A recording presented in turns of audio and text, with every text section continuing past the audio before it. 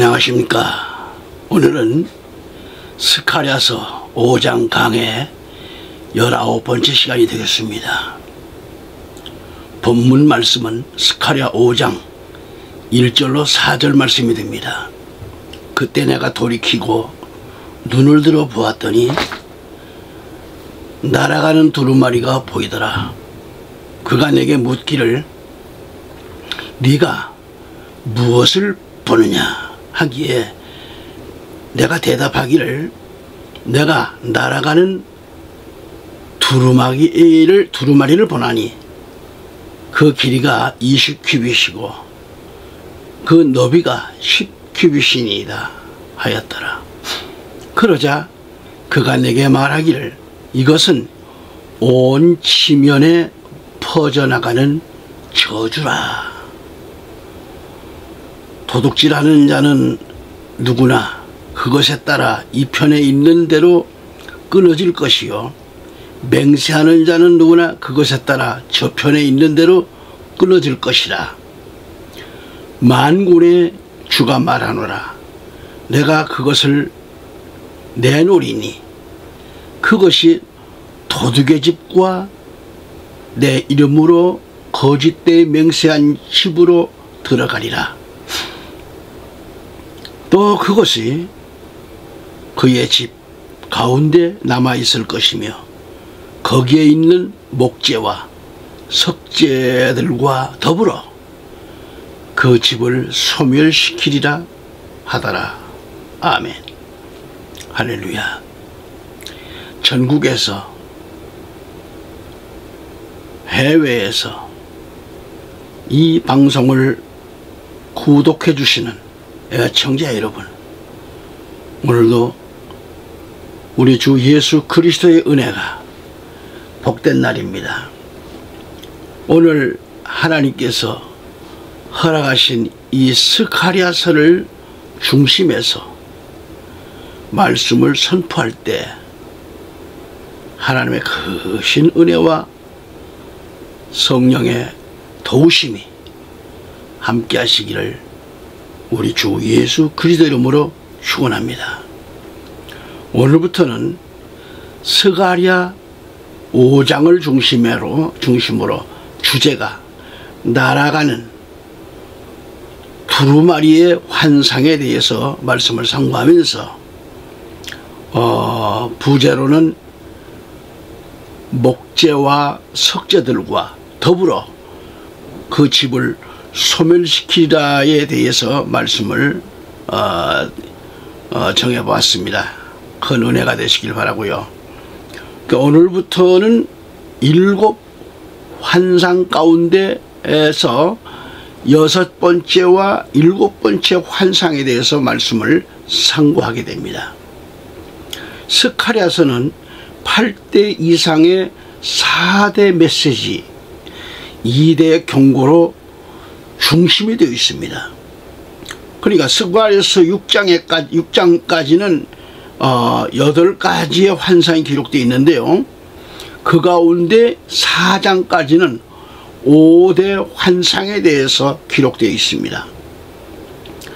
그리고 6장에는 2가지 환상에 대해서 말씀하고 있다 이거죠.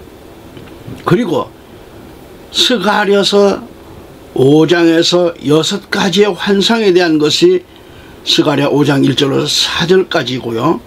5절로 11절에는 7번째 환상에 대해서 말씀하고 있습니다. 스가랴 6장으로 넘어가서 4대 경고에 대해서 말하고 있고요. 이렇게 해서 8대 이상이 끝이 납니다. 그 8번째의 환상까지가 무엇을 말해주는가? 이를 알아야 합니다. 이 환상의 의미가 오늘 우리에게 어떠한 의미를 주고 있는가? 이것을 우리가 바로 알고 깨닫는 시간이 되었으면 하는 그런 바람입니다. 첫째로 그 내용은 5장 1절로 4절에서 찾아볼 수가 있습니다. 그때 내가 돌이키고 눈을 들어 보았더니 날아가는 두루마리가 보이더라. 그가 내게 묻기를 네가 무엇을 보느냐 하기에 내가 대답하기를 내가 날아가는 두루마리를 보니 그 길이가 20규빗이고 그 너비가 10규빗이니이다 하였더라 그랬습니다. 그러자 그가 내게 말하기를 이것은 온 지면에 퍼져나가는 저주라. 온 지면에 퍼져나가는 저주라.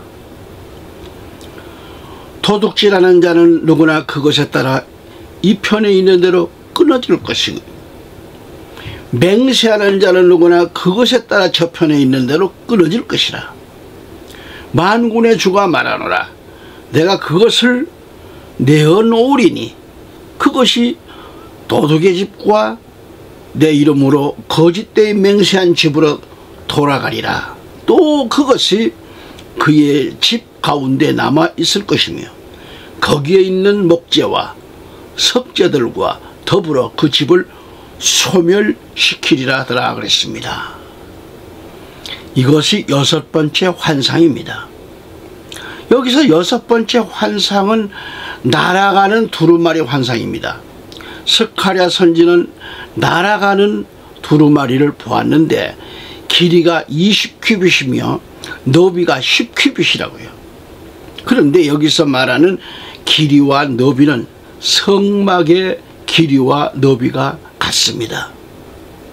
이것은 놀랍도록 의미가 크죠. 성막의 그림을 도표로 보여드리지 못합니다만 성소 앞 너비가 10규빗입니다. 그리고 성막 밖에서 안으로 들어가는 그 문이 오직 하나밖에 없어요. 하나뿐입니다. 이 문의 길이가 20규빗이 20규빗이면 어느 정도죠? 약 9m 그렇게 됩니다. 그리고 네모 반듯한 곳은 지성소입니다. 이 안에 하나님의 법궤가 있습니다. 하나님의 법궤가 이 성소 안에 모셔져 있어요. 그런데 이 지성소에는 아무나 들어가는 것이 아닙니다. 아무나 들어가는 것이 아니에요.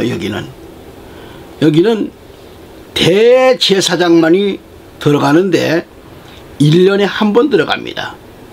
1년에 한 번 들어가요.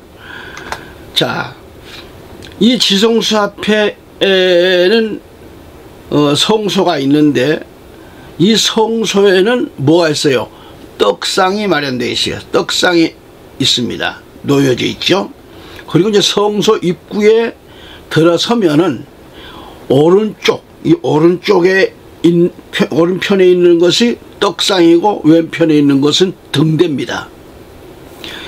바로 이 떡상과 등대 뒤에는 향단이 놓여져 있습니다. 향단.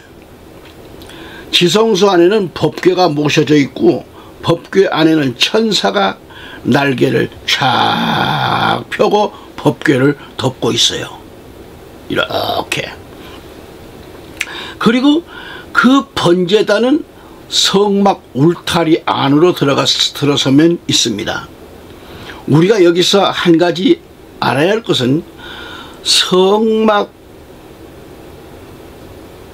울타리 밖과 울타리 안에 있는 마당, 뜰에 대해서 말씀을 알아봐야 됩니다. 성막 울타리의 길이가 100규빗, 약 45m죠. 그리고 성막 앞부분의 너비는 50규빗, 22.5m 이렇게 되죠. 이렇게 되는데 장방향으로 되어 있습니다. 장방향. 그리고 평수는 우리나라의 평수로 하면 약 350평 정도의 대지입니다. 이 대지 위에 성막을 지으라고 하셨어요.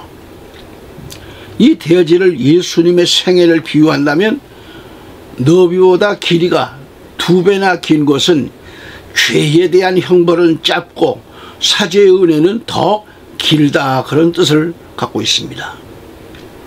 다시 말하면 죄에 대한 보응은 3, 4대까지지만 십계명을 보더라도, 그러나 하나님의 은혜는 수천 대까지라고 했습니다. 출애굽기 20장 5절로 6절이죠.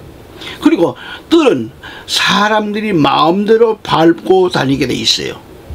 뜰을 마음대로 사람들이 짓밟고 다녔듯이 우리 예수님의 생애는 사람들에게 짓밟힌 그런 생애임을 보여주고 온 것이죠.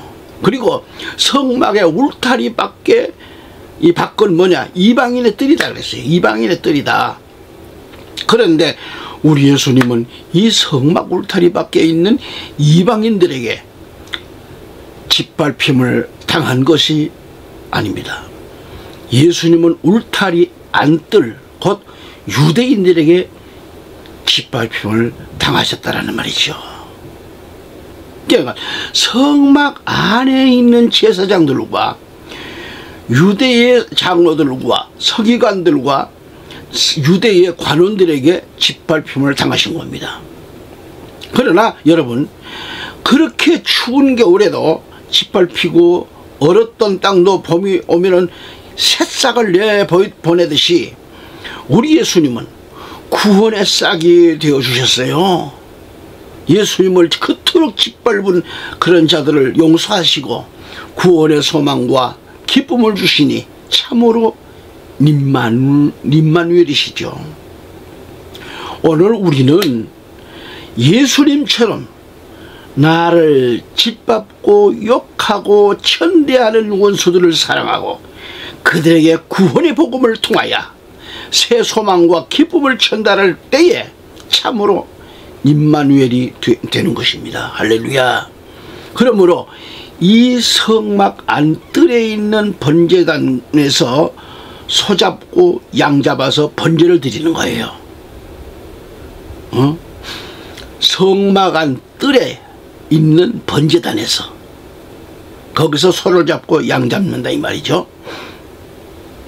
방송 중이기 때문에 성막록 도표를 준비가 안 되어 보실 수 없지만 말씀을 들으시면서 상상을 해보시기 바랍니다. 여기 성막 안에는 첫째로 번제단이 있습니다. 그리고 두 번째는 물두멍이 있습니다. 여기 번제단은 물두멍은 안마당에 있어요. 안마당에 있습니다. 그리고 성소로 들어가면 오른쪽 뼈에는 떡상이 있습니다. 빵이라고 그러죠. 빵을 굽는. 왼편으로는 순금으로 된 등대가 있습니다. 그리고 지성소 바로 앞에는 뭐가 있느냐? 향단이 놓여져 있습니다. 향단. 다음으로 지성소에 들어가면 휘장 안으로 들어가게 되는데요. 그곳에 지성소가 있습니다. 그 안에 하나님의 법궤가 모셔져 있다 이 말이죠. 그런데 하나님의 법궤가 모셔져 있는 지성소에서 향을 피워요. 향을 피워서 대제사장이 먼저 1차로 들어갑니다. 히브리 6장을 보면 금향로가 나오는데 대속죄일에 대제사장이 번제단에서 불을 옮기는 그릇에 의해서 분향단으로 옮겨지는 거죠. 금향로는 여기서 향단을 가리킵니다. 향단을 가리키고 분향단을 가리킵니다. 이것은 곧 향로로 불리는데 헬라 원문에는 두미아테리온 그래요. 두미아테리온 그러는데 바로 여기서 대제사장은 향을 피워서 1년에 1차씩 들어간 거죠. 두 번째는 염소의 피를 휘장에 뿌려야 됩니다. 세 번째는 염소의 피와 송아지의 피를 번제단에 발라요. 그리고 아사셀 양은 빈 벌판으로 내어버리는 거죠. 저 빈 들판으로, 벌판으로. 이것이 대속죄일의 행사입니다. 그 금향로가 여기 성소에 있습니다.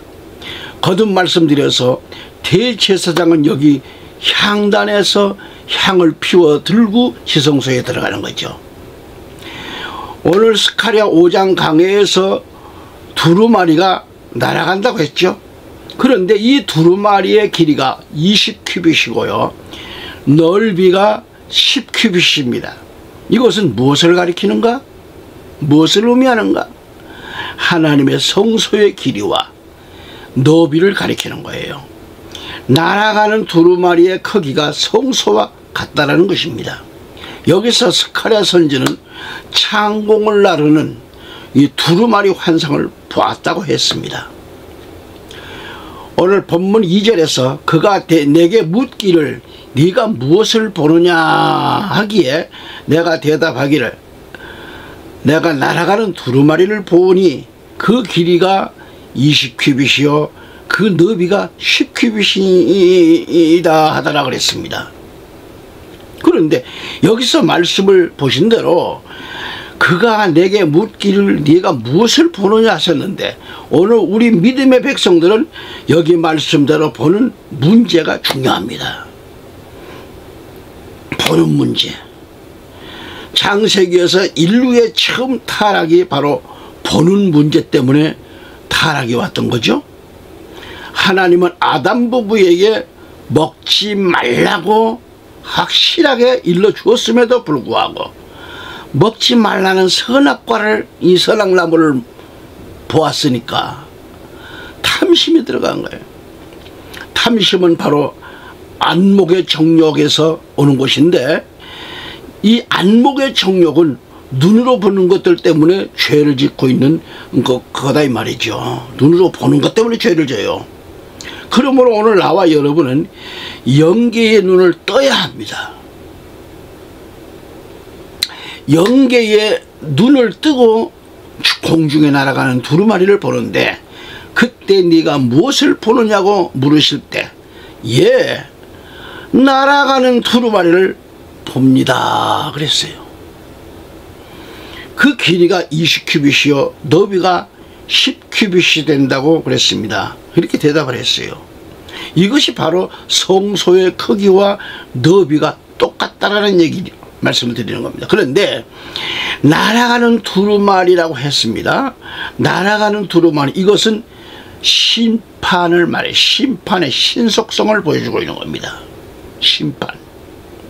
또한 날아가는 두루마리는 아주 빠른 신속성을 가리키면서도 또한 이것은 곧 봉함되어진 책이 아니라 오픈된 책, 활짝 열려있는 책, 개봉되어 있는 책이라고 가리킵니다.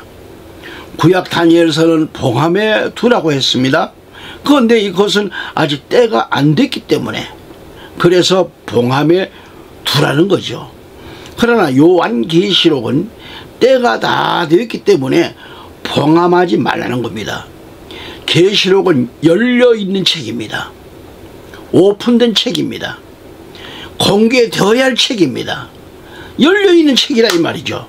누구든지 다 볼 수 있는 열려진 책입니다. 요한계시록은 어느 특별한 사람에게만 알려진 책이 아닙니다. 이것은 열려진 책이기 때문에 봉인해서는 안 될 책이란 말이죠. 속히 개봉하여서 모든 사람들이 다 볼 수 있도록 공개되어진 책이라 이 말이죠. 그리고 날아가는 두루마리는 시호성을 말해줍니다. 시호성, 훨훨 날아가 버리면 그만이죠. 그래서 날아간다는 말의 의미는 때가 심히도 아주 급속도로 가까워진 그런 신속성을 그렇게 말하는 동시에 하나님의 심판은 비밀에 하지 않고 공개적입니다. 공개적으로 해요. 그 은밀한 가운데 하시질 않아요. 공개성을 의미하는 겁니다. 천하 모든 사람들로 하여금 심판할 날을 작정하시고 모든 자들에게 믿을 만한 증거를 주었다고 했습니다. 비밀이 없습니다. 비밀하지 않았습니다. 우리 예수님이 다시 오실 때도 7년 전에 잘 믿는 사람들만 비밀리에 끌고 올라간다고 하는 그런 사람들도 있지만은 그것은 잘못이죠. 예수님은 다시 오시는 모습을 각 사람들의 눈이 볼 것이라고 했습니다. 그러므로 비밀리에 오시는 것이 아니에요. 예수님 재림은 비밀리에 오는 게 아닙니다. 각 사람의 눈이 그를 볼 수 있도록 공개적으로 우리 주님은 오신다는 것이죠. 그런데 예수님이 7년 전에 휴거할 것이라고 말하는 사람들은 예수님이 비밀리에 오시는 것처럼 말하고 있는 거 아니겠어요? 그래서 잘 믿는 사람들은 올라가고 잘 믿지 못하는 사람들은 떨어져서 환란에 들어간다고 말합니다. 그러나 사도행전 1장 11절에 뭐라고 했을까요? 너희 갈릴리 사람들아, 어찌하여 너희는 하늘을 보고 서 있느냐? 너희는 떠나 하늘로 들려 올라가신 바로 그 예수는 너희가 하늘로 가심을 본 그대로 오시리라고 말씀하셨지 않습니까? 마태복음 24장 29절 31절에 그 날들의 환난 후입니다. 즉시 해가 어두워지며 달이 그 빛을 내지 아니하며 별들이 하늘에서 떨어지고 또 하늘들의 권능들이 흔들릴 것이라. 그 후에 하늘에 있는 인자의 표적이 나타나리니 땅의 모든 지파들이 통곡할 것이며 또 그들은 인자가 권세와 큰 영광으로 하늘의 구름을 타고 오는 것을 보리라. 이렇게 말씀을 하고 계십니다. 애청자 여러분, 우리는 마지막 때 하나님의 말씀을 많이 봐야 됩니다. 법도 보면 안 돼요. 보기만 해서도 안 돼요. 그만큼 기도로서 이 말씀을 깨달아야 되고 찬양을 드림으로 하나님께 영광을 돌리고 그러한 삶을 살도록 우리의 모습이 바뀌어져야 됩니다. 무엇을 먹을 마실까, 무엇을 먹을까, 세상 염려에, 세상 쾌미에 빠져들려 하지 마시고 거기는 닫으세요. 창을 닫으세요. 보는 것을 닫으세요. 오로지 주님, 오로지 말씀, 오로지 찬양, 오로지 기도, 이 생활로 영적인 생활이 충만해 나갈 수 있는 그런 신앙인으로 가야 됩니다. 오늘 여기서 또 말씀 마칩니다. 다음 시간 다시 뵙겠습니다. 감사합니다.